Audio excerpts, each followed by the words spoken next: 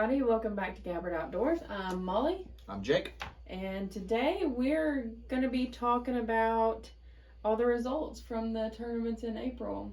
Yep. So this is just going to be kind of like a rundown of kind of everything that happened. There was a lot of fishing in April, a lot of stuff going on. So it's going to start off, we're just going to kind of go by trail. So we'll start off with the Bass Pro Tour. So they were on Lake Murray. And Anthony Gagliardi won that one. Oh, Ott came in second. Ott came in second, yep. Then Brett Chapman came in third, and then Chris Lane came in fourth. Then you got Jonathan Van Dam in fifth, John Hunter in sixth, Jeff Sprague in seventh, Brian Thrift in eighth, Andy Montgomery in ninth, and James Watson in 10th. So, but Brian Thrift in eighth, he's just having a good year this year. Yeah, he is.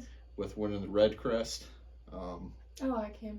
Yeah, he's a good dude. He's fun to talk with. He's very friendly. personal. So the thing with Anthony, this is the first time he's won on this lake. Really? He's won a FLW Tour on this lake, and he's also won the Forest Wood Cup on this lake as well. In 2014. So, yeah, so he did win the Forest Wood Cup.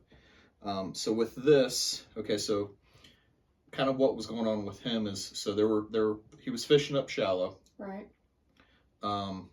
It's just typical for this time of year, Mm-hmm. but he wasn't catching the quality that he was looking for. So what he did is kind of backed off and fished a little bit deeper. Mm-hmm. And then that's when his quality started picking up. So I don't know if it was just, if the females haven't gotten up there yet to the bed, or they just got done finished and started pulling off. So he just kind of backed off a little bit. And like his key bait was he was fishing a drop shot. And then I think he was fishing a shaky head as well, which is very, very typical for those lakes. That's a good tip, though. I mean, if you're not getting them right on the bank, instead of just giving up and running out deep, You just pull off. Back off you just pull a off little a little bit bit. and see what happens. Yeah.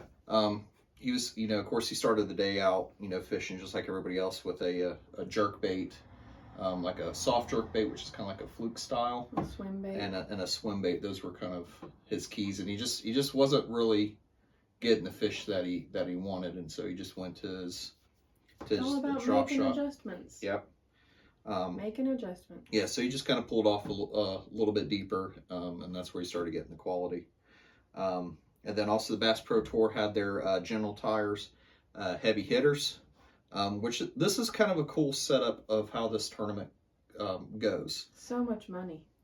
Yes, there's a lot of so much money being paid out. So, they'll have a Group A and Group B, Mm-hmm. and each of the groups will fish 2 days. Right. Well, on that second day, whoever has the biggest fish for that day will win $25,000. Yeah. Okay. For one fish. For one fish. Yeah. And then, of course, they advance and, of course, go to the knockout round. Right. Now, in the knockout round, whoever catches the biggest fish for the knockout round gets $50,000. So, and then, of course, they'll advance from there to the championship round. And whoever catches the biggest fish in the championship round wins $100,000. Brian Thrift. Brian Thrift won the big bass in the championship round. Holy moly. Now, this is the crazy thing. He only caught one fish that day. And it was his big fish of like 9 pounds and some ounces. Now, what did the winner of that tournament? Now, Alton Jones also won $100,000 for winning the tournament. And Brian won the same amount. Same amount of money for one fish. For catching one fish. Wow. So, but Dakota Ebear won $25,000 for Group A. And he placed second. He placed second. Now, here's the crazy thing. So, Justin Lucas won $25,000. And he didn't place. He didn't place. He didn't make the cut. But he made 25 But he made grand. it for that big fish. Sheesh. And, of course, Randy Howe. Yeah, I like Randy. Randy Howe, he won $50,000 for the knockout round. And he placed fourth. And he placed fourth. So That was a pretty good day. yeah. So here's the crazy thing. So if Brian Thrift, if he would have won the event and cashed in with that big fish, $200,000. you can potentially win $200,000 in that I ain't tournament. never seen that much money in my life. Yeah. Or if he would have caught bigger basses. Yeah. You know, you can win quite a bit of money on those. That's crazy. On those heavy hitters. So it's just cool. It's just a cool format how they did that. They only took 30 anglers. Okay. To this, so you have to qualify for this event, kind of like how they usually do for like the Cup Series. Gotcha. So that's pretty cool. And then also we'll go over to the Tackle Warehouse Invitationals. Kelly Jordan won that. So he was still fishing pretty shallow, and then he was using the kind of Google Earth to kind of find these spots that he was using. So with Google Earth, what they'll do is, especially if the water fluctuates, you can kind of be able to see if the water's down. You can kind of be able to see the structure. Is this an MLF deal? Yeah. So Tackle Warehouse is part of the MLF. So it's kind of built. The only name I know is Michael Neal. Michael Neal, yeah. That's the only name I know. Yeah. So a lot of these guys are trying to fish to get to the Bass Pro Tour. Oh, okay, that makes sense. So it's kind of like how we have the Bassmaster has their opens. This is their opens. Oh, okay. But here they pay better than the opens a little bit more. Gotcha. So yeah, so he was just fishing a Lucky Craft crankbait, and then switching it up with a vibrating jig. And then on the final day, he was just throwing a shaky head. With a plum worm. With a plum worm, yeah. And so he was using this Google Earth to kind of find these rocky points. That's pretty neat. To kind of pinpoint what he was looking for. So that's that Google Earth really helps you off the water. You can be able to still practice. Right. And not have to actually be on the water to be able to find this stuff. Find all the points. Yeah, it's a great tool. Whatnot. So National Professional Fishing League. This was a crazy event. So Ryan Shatterfield won the event. So he was throwing a kind of like a creature bait type of deal. So he's just kind of flipping it, and then of course his popping frog. So it's a top water, so he's going kind of back and forth between those two. So you'll kind of pop the frog, and usually what a lot of guys will do is they'll pop a frog, but then if the bass misses, they'll throw like a Cinco or some type of creature bait, like a follow up. Right. I've always wanted to catch a bass on a frog. Well, just top water in general, whether it's frog or spook, they're a lot of fun to watch them blow up. Anyway. Okay, so now here's the thing with this. There was actually another guy in the lead. He actually won the tournament. Oh, this is that guy. Yeah. Byron Adams was Baron Adams. He was the one that he won the tournament. Oh yeah. He went to they went and did the polygraph afterwards. And they're like, okay, hey, do you have your fishing license? He's like, yeah, I got my fishing license. And then they were like, hey, can you show proof of it? So he's like, yeah, no problem. So the polygraph came back that he wasn't lying. So he legitimately thought he had it. He legitimately thought he had it. So they went to go check it, and either multiple things could happen. Either the internet went out and it just didn't submit it, or he just didn't hit it. So he basically did not purchase his fishing license. So because he didn't purchase the fishing license, he lost out. Fished illegally. Yeah, and so he lost out of $100,000. What's so sad though is he did that without knowing. Yeah, it's just a clerical error. Yeah. It's not. Do they polygraph every winner after every tournament? Is that standard practice? That I'm not 100% sure. Or is that just NPFL? A lot of the polygraph is very common. Sometimes they do a random polygraph. I did not know that. But it's part of fishing. They don't do get a polygraph. So nervous. But common. Here's the thing: for the polygraph not to pick up on that, he wasn't lying about it. He wasn't lying. He so legitimately it showed that he was telling the truth. He legitimately but when they asked to prove, man, that's a bummer. Yeah, and he just lost out $100,000. which Brad Fuller. If I was Ryan Satterfield, I mean, I like What? to think that I would be this way. Yeah. I'd be like, here's some money. Yeah, but You know, I like to think I'd be that way, but I don't know that I would or not. I think for these guys, because these guys are still hardworking men. They still have regular jobs. Right. You know, but they still allow them to compete at a high level. You're a weekend angler. You know, yeah. Just a more professional weekend angler. Right. You know, they have sponsors. Yeah. And then you got to think you have a lot of big names coming out of that still fish up there. Keith Carson. Yeah. Which fishes over at the Tackle Warehouse Invitationals. You got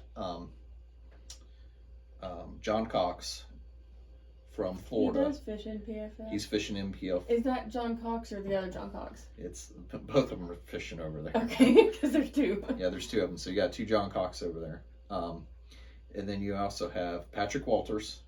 Oh, Shorty Shorts. Is fishing over there. He's been there ever since the start. What did Mercer say about him?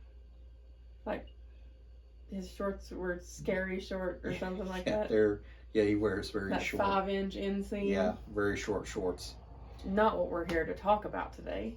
But, yeah, so they have some hammers. You got that's cool. John Sokup that just came from over there. Now he's fishing the elites now.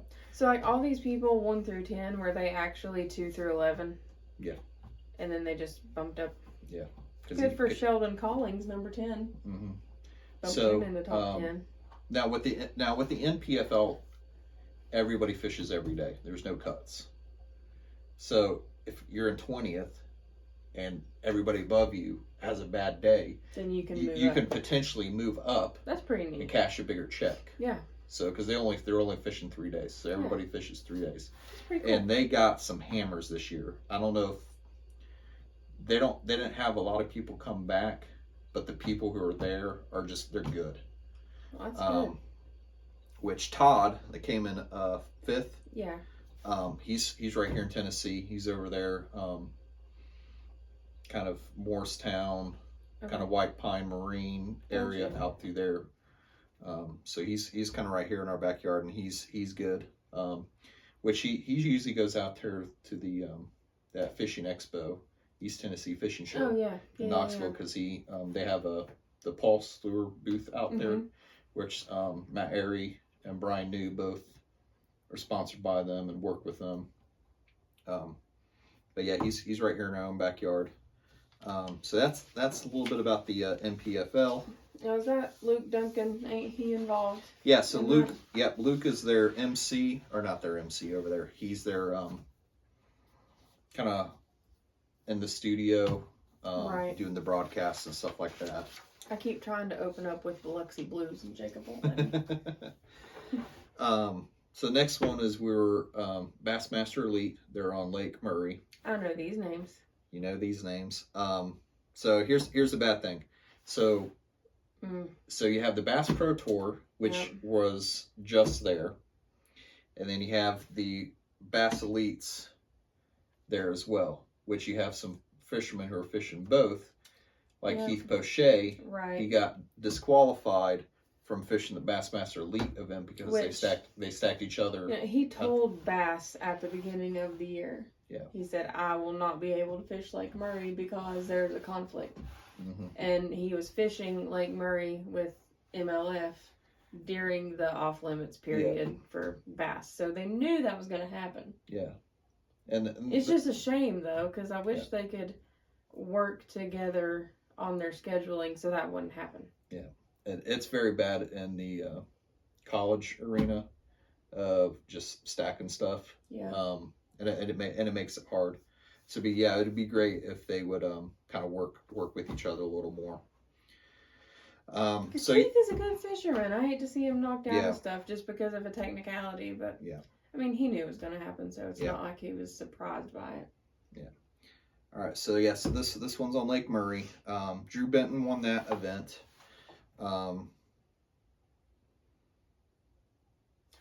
Is this the one where Matt Robertson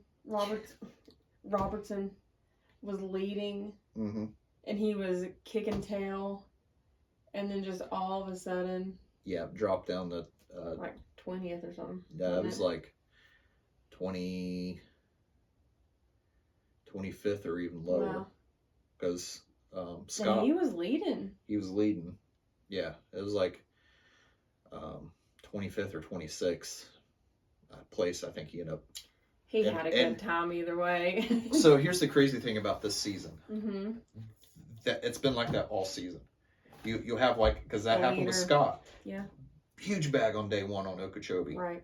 And then just drop down. Not to totally sidetrack, but did you see that him and Hillary fished a tournament on Okeechobee? Mm-hmm. And there were 20 bags over 30 pounds? Yeah. And that's a one-day tournament. Yeah. That's insane. Huge. That is insane. Huge bags. Anyway. Yeah, huge bags. Back on track. Yeah. So, Benton had a rotation between, like a stickworm, which is like a Cinco, topwater, and then some type of creature bait. And then he would just have this rotation between these three. So, again, they're fishing shallow water. Mm-hmm. Time of the year. Time of the year. They're sight fishing. Bass are on the beds. So, most of the time he's going to try to get a reaction bite, either with the top water, and, pulling that, the Cinco or the creature bait through the beds. Gotcha. So it's kind of what's going on there. That was his deal there. And then, next event for the Bassmaster Elites, they're on the Santee Cooper Lakes. And Luke Palmer won that event. And he almost broke the kind of like the century belt. So century belt's like if you get 100 pounds plus. Right. So he about broke it with 69 pounds and 14 ounces. So he's 69 or 96? Sorry, 96. 96 pounds and 14 ounces. I'm pretty sure it was 96. Yeah, so he did really good. And then like his weight in between first and second was like the 6th highest in bass history. Oh, wow. Between. So he just kicked like tail. he really did good. Again, throwing 2 different type of creature baits. Again, they're fishing shallow. It's that time of year. That time of year. So that's kind of the main thing. A lot of them are they're fishing shallow, finding cover. 10th. Matt was leading day 2 and day 3, and then he dropped to 10, and then eventually dropped 10. He so he did a lot better. Boat trouble and stuff, though. Yeah. So on Lake Murray, he was having a lot of boat trouble, and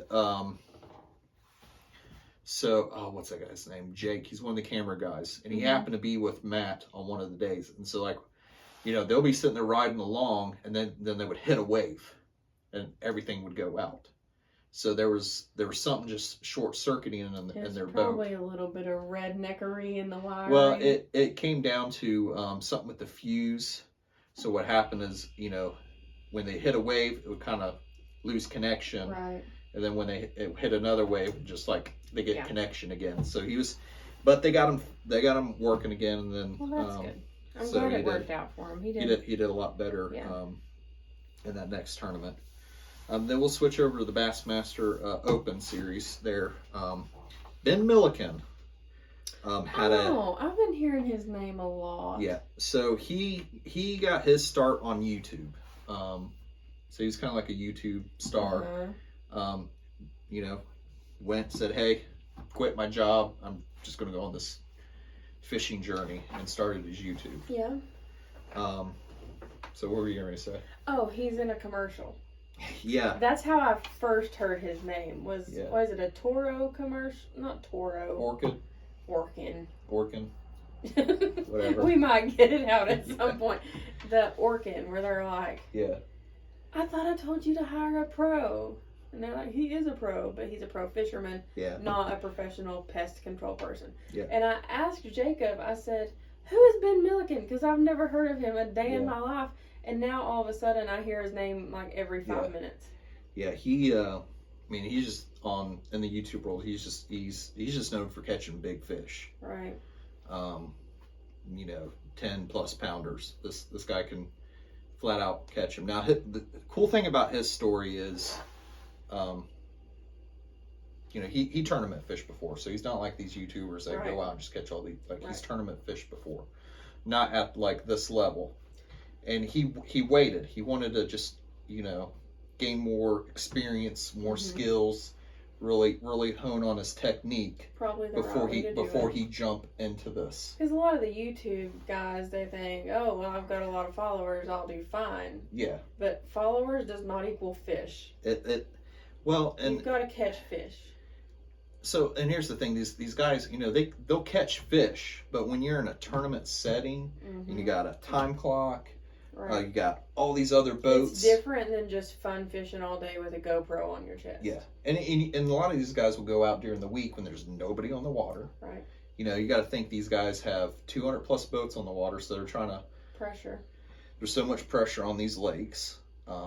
So it's a little different. There's more to it than just going. So I'm glad he went about it the way he did. He honed in his skills. That's cool. And a lot of people thought he caught them all on a glide bait. Todd Castledine.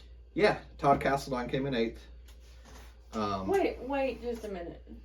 Where do I know Todd Castledine from? So he traveled with Scott in 2019. Okay, with FLW. Hallman. He was on FLW, so he was part of that FLW. Team SMC?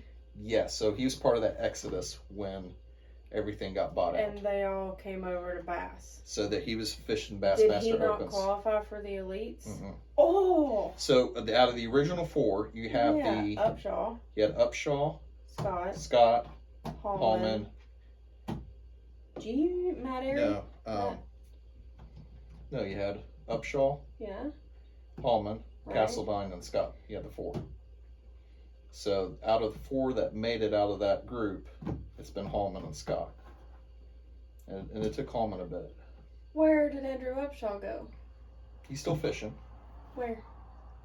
Opens. He's still fishing opens. Yeah, so he's still fishing opens. You'll still see him do podcasts Must have been living under a rock or something, because I thought they were fishing the elites this whole time. No, so you'll still see them. They do because they have the fantasy fishing. Right. So it's him. It's Upshaw, Ish Monroe, Castledine, and Pangrat over at Bass Talk Live. And they kind of do like their weigh in of their fantasy fishing picks. So are they looking like they're going to qualify for the elites this next go round, or what? Right now, no. But the season's not over. My flabber is gasted. The season's not over. Upshaw did really good in this last tournament. But we'll get to that. I saw Todd Castledine and I was like, wait a minute, where's he been? He's fishing. He'll fish. I was hearing his name all the time. He's fishing everywhere, especially in his area. Okay. And he is. Well, as long as he's happy. He'll fish an event here, fish an event there. He's not focusing on one thing. Gotcha. To move up. Okay. He's doing a lot with Strike King. Okay. Designing stuff, part of their. So he's very still involved in the industry. I didn't mean to get totally sidetracked, but I saw his name. Yeah. And I just haven't heard about him in a while. He's still anyway, he's still to Ben Milliken winning this tournament. So everybody's like, he caught it on a glide bait, it was part of his arsenal. But how he went about it, so he's looking for these clay points. Mm-hmm. He's still fishing somewhat shallow. But I'm so sorry. You're fine. So he's fishing these clay points, and what would happen is, so you'll throw this glide bait out there, right? Right. You're talking, big old a good sized bait, and so he'll cast it out there, and a lot of guys will destroy the area doing this. Mm-hmm. And so they'll work it back to the boat. The fish will chase it, but they won't load back up on that point. They move off. Gotcha. And it'll destroy the area. So what he was doing was, he was fishing a Carolina rig. Mm-hmm. He'll throw it up there, work it a little bit, and then if he doesn't get anything on the Carolina rig, then he'll throw his glide bait out. Right. Because at that point, if he blows it out, it won't matter. It don't matter. He threw some other stuff up. He threw everything else first. So he was catching a lot on the Carolina rig, and a lot of people think because he's got this glide bait down. Yeah. So well compared to other fishermen, and that's part of the reason why he catch big fish. He catches big fish. Right. Like he don't know how to catch anything else but big fish. It's a good problem because to have. Exactly, and not only is he catching one, he's catching his limit. But that's smart though, to throw the Carolina rig and throw the other things on the point to see what'll happen, and then say, you know what, I'm gonna throw the glide bait, and then he'll finish it out from there. Because he's like, okay, if they're not going to hit on those, then Hail Mary. They're stuck. So that and again, that's all about the process. Even with Anthony winning his event there in Murray, it's making adjustments. Making adjustments or noticing something else that that other anglers aren't seeing. Yep. Because again, these guys are throwing these glide baits and they'll sit there and blow out the area instead of fishing something else first. Or like with Anthony, pulling off a little bit deeper. And not just running out to the middle of the lake and fishing deep water, just small adjustments. Yeah. Over time, see what happens. Yeah. So that's another thing. And another suggestion I could give people. So Mark Zona went on with Luke Duncan. Okay. And so they're on the screens watching everybody. I mean, they got 10 cameras that going on at the same time. Okay. So sometimes the stuff is being aired, sometimes it's not. So they're seeing a lot more than what we're seeing. Right. Okay. So let's say there's a point and they'll have a dock. So one will have a blue top, one will have a white top, another one will have a red top. Okay, so an angler pulls up, catches one on the red top, fishes a few minutes, then goes off. There's another angler comes up, say 15, 20 minutes later, comes up, fishes all these docks, gets to the one with the red top, catches one. Then moves off. Then 20, 30 minutes later, here comes another guy, catches another one off that dock again. So what's happening is, okay, so people are fishing it, they get blown out, but eventually they work their way back. Right. Okay. So another thing is, if there's an area that you're fishing and you're catching them, come back later in that day and work your way back around, because they could have kind of set back up underneath that dock, or brush pile that you're fishing. It's not always just a one and done. Yeah. So if you think, there's not going to be more, it's come back because they've seen it. Could be if you're, say, they're blue dock. Maybe some guy 10 minutes earlier caught one from there, and it takes him 20 minutes to settle back down. Yeah. Just because you don't hit under one dock one time, come back through, and maybe it'll be different on the next rotation. Yeah. So it's just, getting in that rotation of, because they'll load back up in that area. So if you're catching that area, let it rest for a little bit, and then come back. If they quit buying, let it rest, let them load back up, go fish another one of your points, and then come back around and try to see if you can pick another one off. It's another suggestion for you. Tip of the day. So, I think that's it. Like I said, there was a lot of fishing for the month of April. Yeah, that was a lot. A lot for April. But April's a good month. It's when they're starting to spawn. It's the same thing with around here. April's just, everybody's wanting to have the classic at Lake Murray. Do you hear that? Mm-hmm. Everybody was talking on the live, the B.A.S.S live. Mm-hmm. I think it was Dave and Davey with Mercer and whoever Davey is. They said they're hearing from all the anglers that they want to come back and have a classic at Lake Murray, because there's just a lot of fish there. Yeah, I can't remember what major cities buy there. I don't know. Because they talk about, if you're going to have a classic, sometimes they might drive an hour away from the lake to go to a venue. But it's... but sometimes it can be difficult. That's why they like Knoxville so much, because it's right there. It's literally right there. They It's right there for them to be able to A weigh lot in. of people did not like this classic.